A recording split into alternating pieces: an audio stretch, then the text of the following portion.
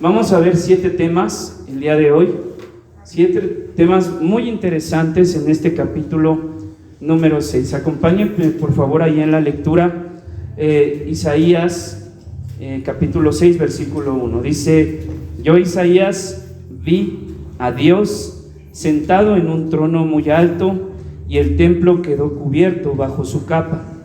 Esto me sucedió en el año que murió el rey Osías. Vi además unos serafines que volaban por encima de Dios. Cada uno tenía 6 alas, con 2 alas volaban, con 2 alas se cubrían la cara, y con las otras 2 se cubrían de la cintura para abajo. Con fuerte voz se decían el uno al otro: Santo, Santo, Santo es el Dios único de Israel, el Dios del universo. Toda la tierra está llena de su poder. Mientras ellos alababan a Dios, temblaban las puertas del templo, y éste se llenó de humo. Entonces exclamé: ahora sí voy a morir, porque soy un hombre pecador y vivo en medio de un pueblo pecador. He visto al Rey del universo, al Dios todopoderoso. En ese momento uno de los serafines voló hacia mí, traía en su mano unas tenazas, y en ellas llevaba una brasa que había tomado del fuego del altar. Con esa brasa me tocó los labios y me dijo: esta brasa ha tocado tus labios, con ella Dios ha quitado tu maldad y he perdonado tus pecados. Enseguida oí la voz de Dios que decía: aquel y a quién voy a enviar, ¿quién será mi mensajero? Yo respondí: envíame a mí, yo seré tu mensajero. Entonces Dios me dijo: ve y dile a este pueblo, por más que oigan, no van a entender, por más que miren, no van a comprender.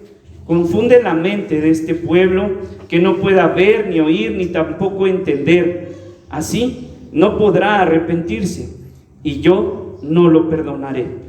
Entonces le pregunté: Dios mío, ¿por cuánto tiempo tendré que predicar? Dios me respondió: hasta que todas las ciudades sean destruidas, hasta que en las casas no haya más gente y en los campos queden desiertos, hasta que yo mande al pueblo fuera de su tierra y el país quede abandonado. Y si de 100 personas quedan solo 10, hasta esas 10 serán destruidas. Quedarán como el tronco de un árbol que recién ha sido cortado. Pero unos pocos israelitas quedarán con vida, y de ellos saldrá un pueblo obediente y fiel. Muy bien, hermanos, hemos titulado este estudio como Misión Imposible. Prácticamente el profeta Isaías, es esta la tarea que recibe por parte de Dios, una tarea sumamente difícil, imposible prácticamente de llevar a cabo. Entonces vamos a pasar a la siguiente. Vamos a tocar temas como es nuevamente la visión recibida por el profeta Isaías, una admiración muy grande, ya lo leímos ahorita en el pasaje, un reconocimiento, perdón, llamado, una misión y el remanente. Vamos a la siguiente. Vamos al versículo 1 y 2. Omar, ¿nos podemos regresar un poquito? Ok. 7 temas que vamos a verlos de manera rápida: visión, admiración, reconocimiento, perdón, llamado, misión y remanente. Ustedes me dicen si podemos continuar. Recuerden que también va a estar ahí en redes sociales.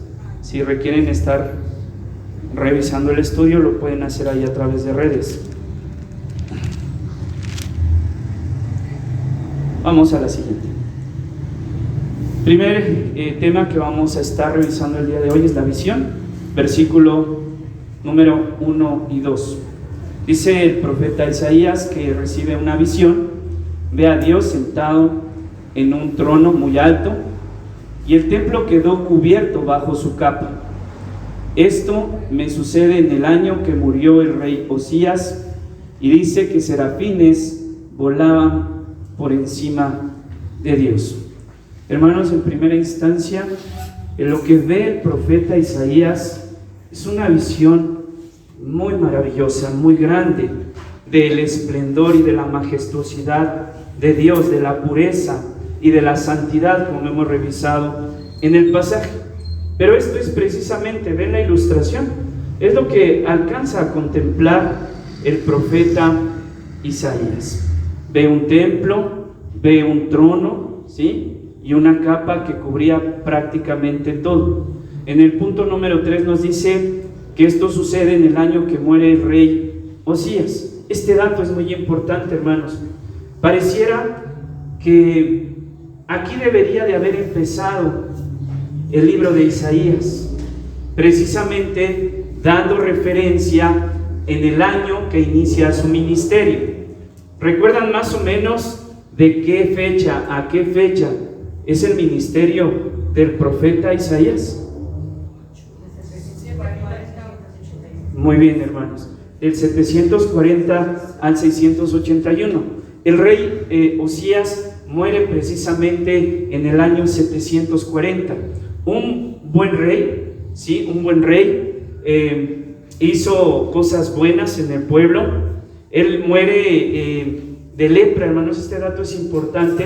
Muere de lepra en el ministerio. Él estaba haciendo un servicio sacerdotal y muere debido a lepra. Aunque hace un buen trabajo, al final ya de su periodo, de su ministerio, este hombre pues empieza a perder muchos líderes y se empiezan a ir en pos de dioses ajenos. Entonces, hermanos, los reyes que continúan, ¿sí?, en el ministerio del profeta Isaías, ¿quiénes son? ¿Quiénes son esos reyes? ¿Recuerdan? Ya lo revisamos también. Aquí nada más vamos a ir uniendo ya la información que hemos recibido. Son dos reyes principalmente, el rey Acaz y el rey Manasés, reyes que empezaron a hacer una transición muy negativa en el pueblo. ¿Qué es lo que estaba viviendo el pueblo en este entonces, hermanos? ¿Recuerdan? Estaban viviendo temas de idolatría, se estaban volviendo a dioses, ¿sí? Estaban levantando ídolos, y algo importante que estaba ya practicando el pueblo era el sacrificio hacia los niños. ¿Recuerdan? Los sacrificaban, los mataban. Entonces, esto es lo que estaba ocurriendo. Posteriormente dice que serafines estaban volando por encima de Dios. ¿Usted recuerda esta palabra de serafín? ¿La ha escuchado alguna vez? ¿Hay gente que lleva aquí escatología? ¿Ya lo revisaron? ¿Sí, hermanos? ¿Ya los vieron? ¿Quién me puede decir cuántos ángeles nos describe la Biblia?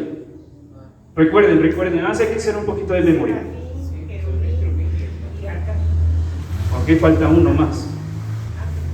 Ángeles, muy bien. Entonces son serafín, que no lo voy a decir en el orden, después lo checamos. Serafín, querubín, arcángel y ángel. ¿Estamos bien? ¿Sí, mis hermanos? Ok, a la siguiente. Muy bien. Aquí podemos ver una descripción precisamente de lo que acabamos de leer, ¿sí? De lo que es un arcángel, lo que es un querubín, lo que es un serafín y un ángel, ¿sí? En la parte superior derecha e izquierda de ustedes aparece un ángel. Recuerdan que lo describe con alas. Dice, son 6 alas, 2 tapando su cara, 2 con las que volaba y 2 tapado de la cintura hacia abajo. Los querubines, fíjese que este dato es bien importante. Era una rueda entre otra rueda. Normalmente en las ilustraciones o las imágenes lo pintan como un angelito, como de bebé. Así pintan o ilustran a los querubines. pero en la Biblia no lo describe de esta manera, lo describe precisamente así. En el arca de la alianza del pacto aparecen querubines, ahí los tenemos en forma de ángeles con alas. En la parte izquierda, inferior izquierda, aparece lo que es un arcángel, y en la parte derecha, inferior derecha, aparecen los ángeles. Entonces, importante, hermano, que conozcamos esta parte de los ángeles y que lo conozcamos, tengamos este conocimiento de manera básica. En el diplomado de escatología lo ven un poquito más detallado. Vamos a la siguiente. Pues ángel, la palabra ángel proviene del griego angelus, que significa enviado o mensajero, ¿sí? Los ángeles se materializan con propósitos muy específicos. A través de la palabra de Dios vamos a encontrar muchos pasajes que nos van a ilustrar de esta manera precisamente. Son seres invisibles, ¿sí? Y que, bueno, van a llevar tareas y propósitos específicos. Ahora, vamos a ver pues la estructura, o si le podemos llamar así, la jerarquía. ¿Cómo están acomodados? ¿Quién es primero? ¿Quién es después? ¿Quién sigue y quién es al último? En primera instancia estaría el querubín, que es muy cercano o próximo, ¿sí? ¿Recuerdan las ruedas? Una rueda adentro de otra rueda de fuego. Esto vendría siendo el querubín. Después sigue el serafín, que es un ser ardiente o seres de fuego, que también hay otras descripciones que dicen que abrazan, ellos abrazan. El arcángel viene siendo el jefe de los ángeles. Arc, que quiere decir jefes, si desglosamos la palabra, y ángelos, que significa ángeles. Aquí, hermanos, conocemos bíblicamente a dos nada más, que es el arcángel Miguel y Gabriel. Por ahí seguramente usted ha escuchado otro tipo de nombres, pero no vienen en la Biblia como tales, vienen en libros deuterocanónicos. Por ejemplo, el arcángel Rafael, me parece que ese es el que aparece en uno de los libros deuterocanónicos. Nosotros no lo podemos considerar, puesto que no están dentro del canon. Entonces, por favor, tenga esta información de manera general, y recuerde, únicamente son dos: el arcángel Miguel y el arcángel Gabriel. Por último, vamos a tener, ¿sí?, a los ángeles, que son espíritus al servicio de los creyentes. Esto lo podemos ver me parece que es Hebreos 1:14. La función de ellos es proteger, liberar, también van a fortalecer, ayudan precisamente al momento de morir de un creyente, y pues esta función de ser mensajeros, de ser enviados por Dios. Así que recuerden, si nos llegan a preguntar estructura, ¿sí?, en este tema de ángeles: querubín, serafín, ¿sí?, arcángel y ángel. ¿Cree que pueda recordar esto, hermano?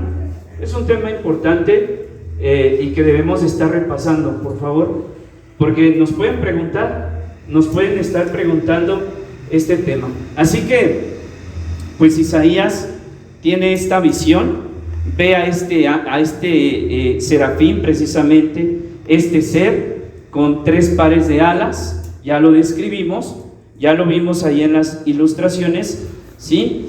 Y dice la palabra de Dios en el versículo 3, si gusta acompañarme: con fuerte voz se decían el uno al otro: Santo, santo, santo es el Dios único de Israel, el Dios del universo. Toda la tierra está llena de su poder. Mientras ellos alababan a Dios, temblaban las puertas del templo y éste llenó de humo. Entonces exclamé, dice Isaías. Vamos a la siguiente, Omar, por favor. Y aquí vamos a ver este tema precisamente de la admiración. Isaías, a través de esta visión que va teniendo, con fuerte voz decían uno al otro, entre los serafines, entre los ángeles, exclamaban la santidad de Dios, esta característica de 3 veces santo, santo, santo, santo. Y una vez que ellos empezaban a adorar, empezaban a cantar a Dios, decían: Dios único de Israel, toda la tierra está llena de su poder, alabanza a Dios. Y vemos una característica especial, dice: temblaban las puertas del templo y se llenó de humo. Hermanos, la adoración y la alabanza son temas muy, muy importantes dentro del pueblo de Dios. ¿Alguien me podría decir cuál es la diferencia de uno y de otro? ¿Qué hacemos cuando adoramos y qué hacemos cuando alabamos a Dios? ¿Alguien sabe esta diferencia? Cuando estamos nosotros adorando a Dios, le cantamos por lo que Dios es, un reconocimiento de lo que Dios es. Esa es la adoración. La alabanza es cuando le cantamos a Dios por lo que Él hace. Así de sencillo. Es fácil poder distinguir entre la adoración y la alabanza. Y precisamente esto es lo que estaban llevando a cabo en este lugar, en este templo, ¿sí? En este trono alto que describe en su visión Isaías. ¿Recuerdan? Creo que lo platicamos este domingo, lo vieron aquí en la congregación, este tema precisamente de la adoración a través del libro de los Hechos, capítulo 16, del versículo 16 en adelante. ¿Recuerdan? Cómo estaba el carcelero, estaba Pablo, estaba Silas, y estaban alabando a Dios, estaban cantándole a Dios. Hermano, dice la palabra de Dios que cuando uno alaba, cuando uno canta a Dios, dice que tus enemigos están siendo entregados en tus manos. Un ejemplo muy claro lo podemos ver en Josafat, Crónicas, capítulo número 20. El pueblo estaba totalmente destinado a ser despedazado por el ejército que venía en contra de ellos. Y reciben precisamente una instrucción por parte de Dios y les dice: ¿sabes qué? Lo único que tienes que hacer es alaba a Dios, tranquilo, tranquilo. Hermanos, ¿cuántos problemas enfrentamos hoy en día? Yo creo muchos, hermanos, problemas realmente fuertes. Pero Dios lo que te pide es tranquilo. Alaba a Dios con todo tu corazón. Alaba a Dios con todo tu corazón. Hermano, es importante que lleguemos a los tiempos de alabanza. Es elemental, hermano, porque ahí empezamos a externar nuestra adoración y alabanza a Dios.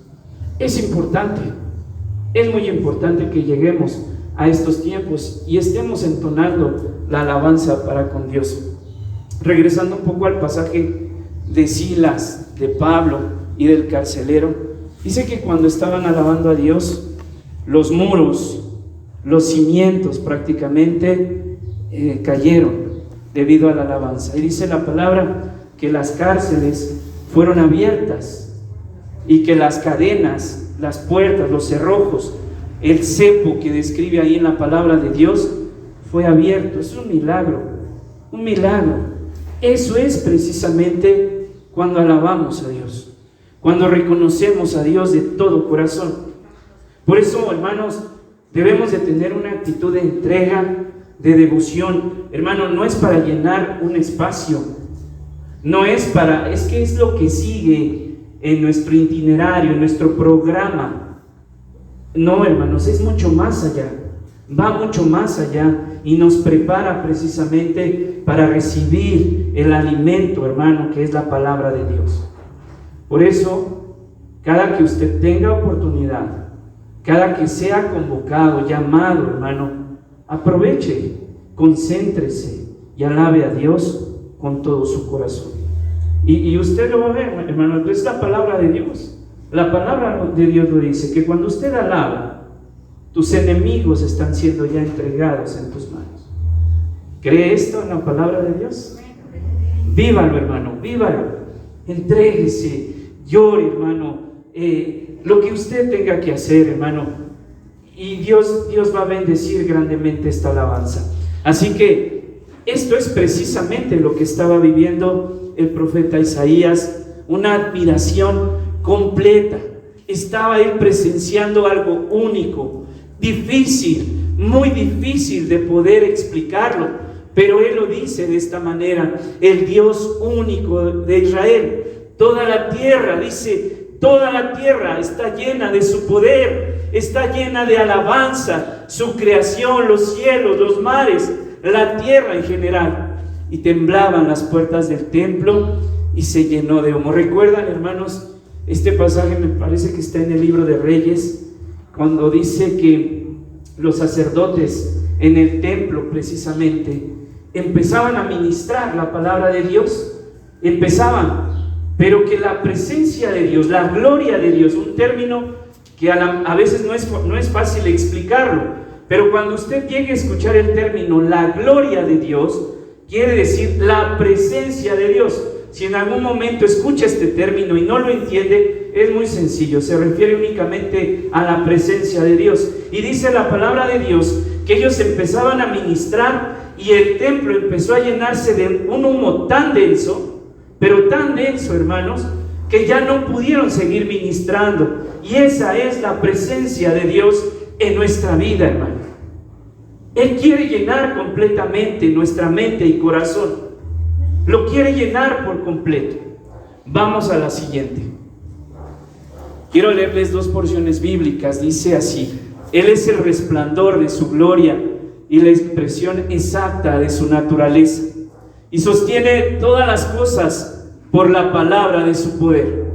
Después de llevar a cabo la purificación de los pecados, se sentó a la diestra de la majestad en las alturas, siendo mucho mejor que los ángeles, por cuanto ha heredado un nombre más excelente que ellos. Hebreos 1, 3 y 4. Hebreos nos habla de la preeminencia de Dios por encima de ángeles, por encima de tantas cosas que el pueblo judío tenía como algo muy simbólico, y dice: Jesucristo está por encima.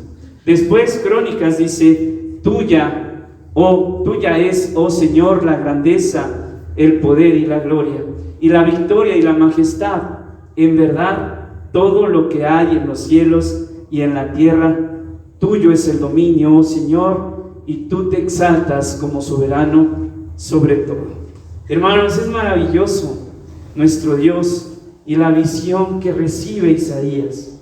Ahora quiero hacerle una pregunta a usted. ¿Usted puede contemplar la majestuosidad, el poderío, la grandeza de Dios en su vida? ¿Puede verlo, hermano? ¿Puede contemplar a este ser que dice 3 veces santo, santo, santo, santo? Este poder, esta majestad tan grande que estaba admirando Isaías, lo lleva a exclamar algo, y es muy interesante. Él dice así: al ver todo esto, entonces exclamé. Vamos a la siguiente, Omar, por favor. Y aquí viene un reconocimiento, hermanos, y un reconocimiento a lo siguiente. Dice así, el versículo número 5: ahora sí voy a morir, dice Isaías, porque yo, que soy hombre pecador y vivo en medio de un pueblo pecador, he visto al Rey del universo, al Dios Todopoderoso. Se asombra de tal manera Isaías, hermanos, que exclama algo muy importante: ahora sí voy a morir. Cada hermano que usted va a la palabra de Dios, conoce a nuestro Señor, conoce una parte de su gloria, de su majestad, del poder inmenso, grande que Dios tiene para con usted.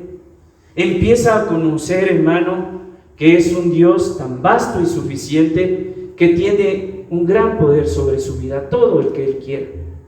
Entonces, hermano, esto nos lleva a algo muy importante en nuestra vida, y es precisamente lo que vemos aquí en el profeta Isaías. Si ahora sí voy a morir, soy un hombre pecador. Hermano, ¿se puede usted reflejar a través de la palabra de Dios y verse tal cual es usted? El único, hermano, que nos puede convencer de nuestra condición es el Espíritu Santo. Esa es la función del Espíritu Santo. ¿Cuál es la función, hermano, que viene a hacer nuestro Señor Jesucristo aquí en la tierra? Él va a juzgar, hermanos. Él va a ser el juez, el león de Judá. Él va a juzgar. A Él le corresponde el juicio. Pero ¿qué cree, hermano? Que nos encanta a nosotros tomar el papel de Jesucristo. Y andamos levantando el dedo aquí y allá y juzgando cosas que no nos corresponden juzgar, ni hablar de nadie. Eso lo va a hacer nuestro Señor. Y sabe, hermano, ¿qué papel nos corresponde a nosotros? ¿Qué es lo que nos corresponde a nosotros? Únicamente amarnos, hermano. Amar a tu semejante. Esa es la función que debemos de llevar a cabo cada uno de nosotros. Y aquí, hermano, Isaías tiene un reconocimiento total de su condición. Dice: soy un hombre pecador.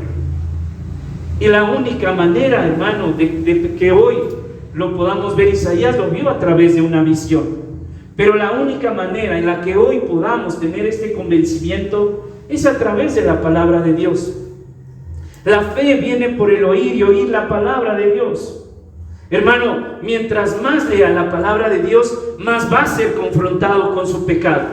Hay veces, hermano, que usted anda por la vida o andamos por la vida diciendo: soy muy bueno, y resulta que no es así, hermanos, que estamos en una práctica de pecado y que debemos de arrepentirnos con todo el corazón de esa práctica. Pero la única manera, hermanos, la única manera es: refléjate en este espejo para que Dios te muestre realmente tu condición y puedas ver el monstruo, hermano. Dice Pablo: miserable de mí, que cada uno de nosotros es. Si hay algo bueno, hermano, en cada uno de nosotros, ¿sabe por qué es? Por Dios, por nuestro Señor Jesucristo, por ese sacrificio maravilloso en la cruz. No es porque usted sea especial, para Dios lo es, para Él sí lo es. Pero no es de que nosotros seamos algo, hermano, no. Es Dios en nosotros. Así que Él se convence, Isaías se convence precisamente de esta situación y dice: soy un hombre pecador. Esto, hermanos, esta afirmación todos la deberíamos de hacer. Soy un hombre que te he fallado, Dios. Soy un pecador delante de ti. Y vivo en medio de un pueblo que es igual de pecador. Recuerda la situación del pueblo. ¿Había violencia? Los jóvenes maltrataban a los ancianos. Las mujeres andaban en una actitud de altivez y de orgullo. Había guerra. Dice que los varones estaban muriendo y que las mujeres pedían, les rogaban: cásate conmigo para que yo no sea avergonzada. Todo eso estaba viviendo el pueblo de Dios porque habían determinado vivir en rebeldía. Recuerdan los primeros capítulos. Dijeron: vamos, sigamos en nuestra rebeldía. No seamos sinceros delante de Dios. Sigamos ofreciendo, ¿sí?, sacrificio, holocausto. Sirvamos a Dios teniendo una vida totalmente llena de pecado. Y les dice Dios: ¿sabes qué? Estoy fastidiado de todo eso. Ya no quiero más eso. Qué duro, hermanos. Pero después le dice el Señor a Isaías: pero yo quiero restaurar este pueblo. Yo lo quiero restaurar. Yo quiero corregir su vida. Yo quiero darles esperanza de vida eterna. Y así lo habla Isaías en los primeros 5 capítulos. Por eso aquí, pues ve Isaías que está en medio de un pueblo pecador. Después dice: he visto al Rey del universo, al Todopoderoso. Vamos a la siguiente. Y aquí vemos del versículo 6 al 7 precisamente el perdón. Vamos ahí, voy a leerlo. En ese momento uno de los serafines voló hacia mí. Traía en su mano unas tenazas y en ellas llevaba una brasa que había tomado del fuego del altar. Con esa brasa me tocó los labios y me dijo: esta brasa ha tocado tus labios. Con ella Dios ha quitado tu maldad y ha perdonado tus pecados. Hasta ahí. Entonces, mis hermanos, Isaías ve precisamente esta visión, este ángel con 3 pares de alas viajando, dirigiéndose hacia él, y llevaba unas tenazas. La Biblia describe que eran unas tenazas, que no las llevaba con la mano, que llevaba un carbón encendido y que llega hasta donde estaba Isaías. Después dice que toma fuego de la brasa del altar, y después con esa brasa toca los labios y me dijo: con esta brasa Dios ha quitado tu maldad, ¿sí? Y ha perdonado tus pecados. Mire, hermano, qué maravillosa visión es la que recibe Isaías. Hermanos, tal vez hoy no tengamos esta misma visión, pero quiero reiterarles esto. La brasa, ese fuego ardiente, es la palabra de Dios. Esa brasa que toca nuestros labios, hermano, que nos hace entender, generación a generación, dice la palabra de Dios, verán tus maravillas. Y nos hace entender precisamente esta brasa. Y dice: ha quitado tu maldad. ¿Cuánta maldad hay en el corazón del hombre, hermano? ¿Habrá poca maldad, hermano? ¿O habrá muchísima maldad? Para echar para arriba, ¿no, hermanos? Si nosotros, hermanos, en la fe somos malos, hay maldad, hermanos. Entonces, hermanos, imagínense la gente que vive sin Jesús en su corazón. Pero le dice: ahora que he tocado con esta brasa, dice, he quitado tu maldad y he perdonado tus pecados. Dice la palabra de Dios: si confesamos nuestros pecados, Él es fiel y justo para perdonarnos y limpiarnos de toda maldad, hermanos. Primera de Juan, capítulo número 1, versículo número 9, hermano. ¿Cree esto, hermano? Por grande, se acuerda Isaías, capítulo número 1, versículo 18, como lo dice el Señor: si tu pecado fuera grande, fuera rojo como el carmesí, no te preocupes, yo lo perdonaré, dice el Señor. Yo lo perdonaré. Pero, hermanos, debemos de tener una actitud constante delante de Dios de confesión. ¿Usted confiesa sus pecados a Dios, hermano? ¿O está constantemente acumulando pecado y acumulando pecado, y no le confiesa a Dios cuál es su situación? Hermanos, hoy en día es tan fácil, hermanos, involucrarnos en cosas inapropiadas a través de los celulares, que, hermanos, en el Señor tenemos que volver a Dios con todo nuestro corazón. He perdonado, dice, he perdonado tus pecados. ¿Lo puede creer, hermano? Oye, pero había gente que mataba niños inocentes, los arrojaban a estatuas, al rojo vivo, para que murieran lentamente. ¿Dios puede perdonar eso? Claro que sí, hermanos. Claro que sí. Hay historias, hay testimonios de sicarios matando niños, cómo llegaron a la presencia de Dios. Hay testimonios de satanistas, de cómo llegaron a la presencia de Dios por búsqueda de algo. ¿Sabe qué buscaban? Amor. En su casa no había amor, y por una persona, un satanista que les empezó a hablar muy bonito, los involucró en el satanismo. Amor, hermanos. El hombre requiere amor, pero definitivamente es Dios quien perdona los pecados. Es nuestro Señor Jesucristo, a través de la cruz del Calvario, que perdona sus pecados. Hermanos, debemos de tener una actitud de confesión todos los días delante de Dios y pedirle al Señor: quítame esta maldad, Señor, quítame esta maldad de mi corazón y de mi vida. Vamos a la siguiente. 8, llamado. Enseguida oí la voz de Dios que me decía: ¿a quién voy a enviar? ¿Quién será mi mensajero? Y dice Isaías: yo respondí: envíame a mí. A veces jugamos mucho con esta frase, ¿no?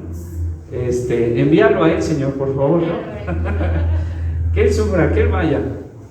Pero, hermanos, aquí vemos un principio especial y maravilloso que nos da Dios. El Señor, hermano, purifica, perdona el pecado y llama al servicio. A que estés de una manera diligente, pero no al revés, hermanos. No que sigas tú en tu pecado, que sigas tú en una situación inapropiada delante de Dios y te llama al servicio. No, primero te limpia, te purifica, pone ese carbón, la palabra de Dios, te convence. Después perdona tu pecado y después te llama a servir con todas tus fuerzas. Y hermano, resulta que usted lo disfruta como si fuera un niño con un juguete nuevo. Disfruta servirle a Dios, así sea acomodando una silla, limpiando el baño, lo disfruta con todo el corazón. ¿Qué le podré decir con los muchachos de alabanza? Lo disfrutan. A la hora que, hermano, Dios nos llama, hermano, todas las limitaciones que usted puede ver en nosotros. Somos hombres torpes, inexpertos, limitados como usted no tiene idea, hermano. Pero Dios nos ha puesto aquí. Nos ha puesto aquí para hablar de Él. ¿Por qué? Pues solo Dios sabe, hermano. Yo creo que hay 1000 personas mejores que nosotros, pero pues Dios así lo determinó. Así que dice, ¿a quién voy a enviar? ¿Quién será mi mensajero?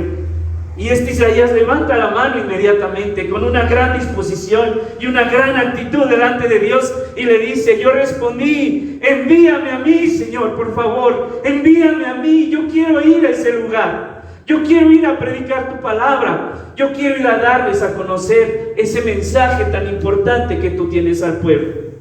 Pero no era un mensaje fácil, hermanos. ¿Cómo era el ministerio de Isaías? ¿Era exitoso? Muy difícil, hermanos, porque le decía al pueblo, ¿sabe qué idea tenía el pueblo?